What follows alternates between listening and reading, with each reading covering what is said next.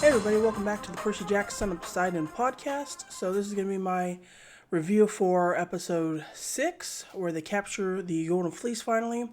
So let's just go ahead and get right into it. There's a lot to talk about. So this episode opens with us finding out what happened to Tyson after Clarice's warship blew up, fighting the Charybdis. So Clarice washed up ashore of Polyphemus' island. Percy and Annabeth went to Circe's island, but Tyson sunk to the bottom of the ocean, and then he learns how to breathe underwater, which I think all Cyclops can do, right? Because they work underwater for Poseidon maybe. He is the son of Poseidon, so he learns how to breathe underwater. He gets his sea powers, I guess. And then we see a rainbow light come to get him, and we assume he's being saved by the hippocampus rainbow that was briefly seen and mentioned back in episode 4. So I like that they kind of already set it up a little bit. That was the thing that kept throwing Annabeth's bracelet back, so he does find Annabeth's bracelet. So Rainbow comes to save him. And then so that's all we see of Tyson until the very end of the episode. So then we pick up with Percabeth on their ship, and Percy has another dream nightmare. We think he's seeing Kronos coming in to attack the camp, and the campers are dead. But then it's revealed that it's a girl, and Annabeth asks him if it was Thalia. And Percy says yes, but does he know what Thalia looks like at this point in the show? I don't know if he ever saw a picture of her, because she's just a tree. So I don't know. I do think it's cool because it kind of sets up maybe Thalia, who is the daughter of Zeus, could be the one of the candidates for the great prophecy, like Luke mentions. So that was kind of interesting. But so anyway, they make a plan to sneak into the island and trick Polyphemus. And it actually kind of looks like a decent-sized island, so they just happen to get on shore that's very close to where Polyphemus' cave is. And then we cut to Polyphemus giving a monologue to Grover and Clarice, who are tied up. He's telling them how alone he is, and that being alone isn't the same as being lonely. And then he picks up the skulls of the dead satyrs, and he starts mimicking their voices, which is interesting. It's kind of an interesting Cyclops trait. I don't know why they would have that, but it's pretty interesting. Maybe a lure or something. And then he reveals that Pan, the satyr god of nature or whatever, was the one that actually gave him the Golden Fleece. And so that's kind of something interesting to learn. I don't think that's from the books. I say that I think I have learned that with this show, the changes that are made, they're not retelling the books, but rather just an adaptation of the story of Percy's journey.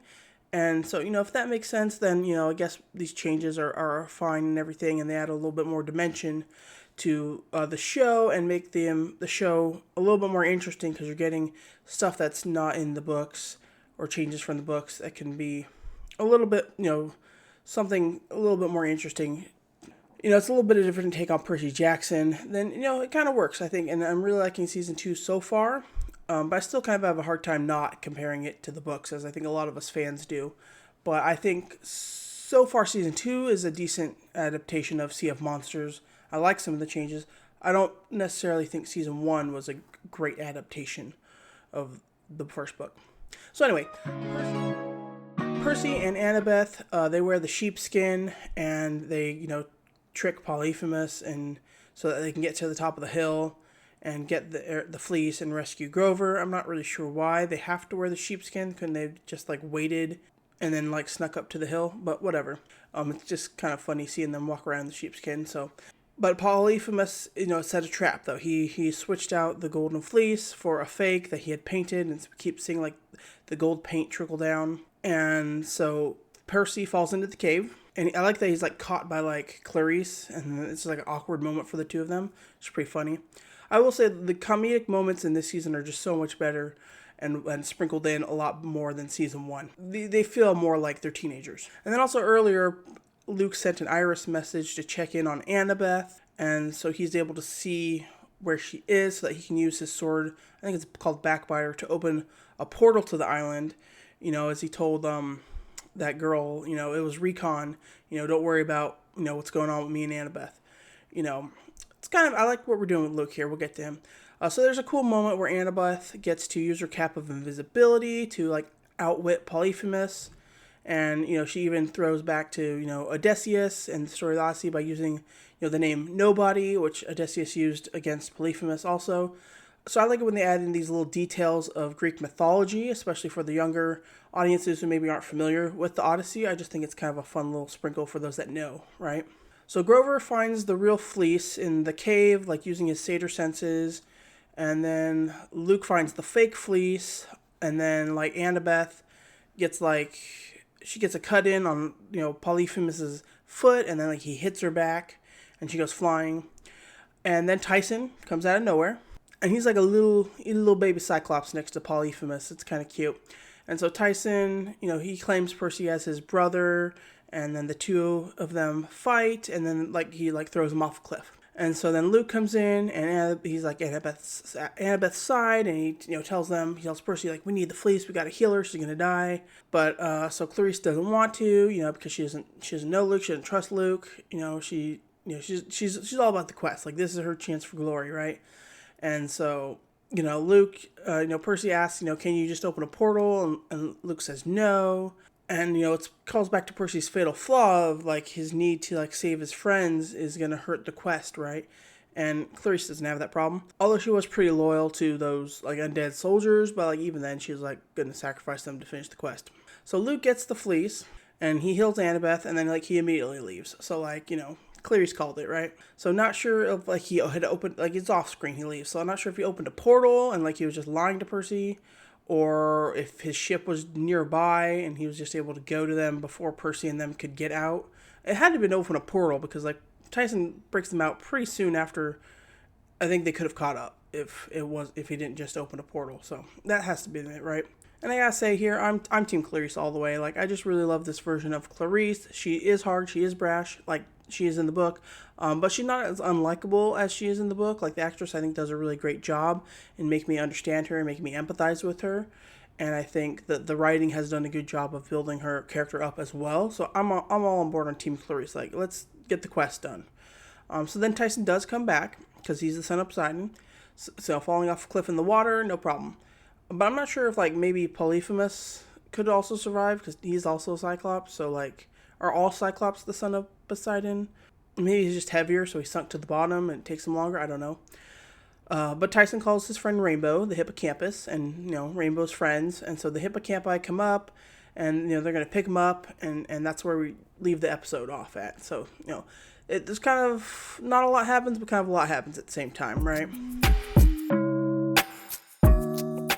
So overall, I really like this episode, although I do think getting the fleece and dealing with Polyphemus felt a little bit rushed, but also we didn't really need to spend more time with him. Like, we got a whole episode, we got a little bit of him last episode, so I think that was enough, I guess, but it just felt a little bit rushed in the Golden Fleece part. Like, I don't know. I will say I would have maybe liked more Luke in this episode. We do get the one scene of him on the ship. I would like maybe more behind the scenes machinations of what he's doing. And, he gets the Iris message out for recon and everything, but I would just would have like a little bit more of Luke in this, and like maybe a little bit more of his conflict over, him between Annabeth. That would be pretty good. I prefer this version of Luke to the book version. I prefer a movie version of Luke to the book version. Book version of Luke I do not like at all. He's boring. He's uninteresting until like the last two books, and so I just like that we're building a little bit more of a bond with him and Annabeth in this. I just want a little bit more. It was very underdeveloped in the books, I thought, partially but I think because it's from Percy's POV. And that's one good thing about doing live action adaptations is that we can get multiple point of views, thus getting more attention and time to develop other characters like Luke, like Clarice, and even Talia. So I do like that aspect of the show. I do just wish a little bit more Luke like we're giving to Clarice. And if we had longer episodes, maybe we could be doing that.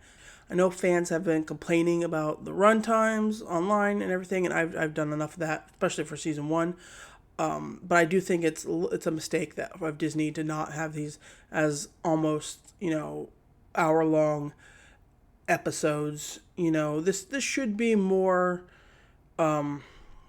Game of Thrones, not in terms of content, but in terms of the scale and epicness, rather than, just like a Disney Channel show. And it's kind of in between a little bit, but I do think Disney needs to reevaluate how they're viewing this show. I think they're trying to have their cake and eat it too by trying to make it in bite sizes for the little kiddies, but also trying to appeal for the older generation that grew up with the books.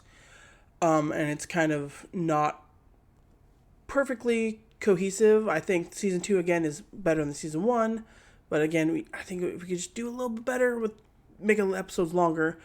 Anyway, I really enjoyed this episode. Let me know what your guys' thoughts were on this episode. Did you really like it? Do you enjoy it? Do you have a lot of complaints that I do? But overall, I think it was a good episode, and it's a good way to tell the Sea of Monsters journey to Polyphemus' Island and the mission and everything. So I do like that. So anyway, thank you all for watching. Let me know what you guys think in the comments below. Be sure to hit the thumbs up button and subscribe to the channel for more Percy Jackson videos. Thank you all for watching the Percy Jackson of Poseidon podcast. And until next time, later, Seaweed Brain. Bye.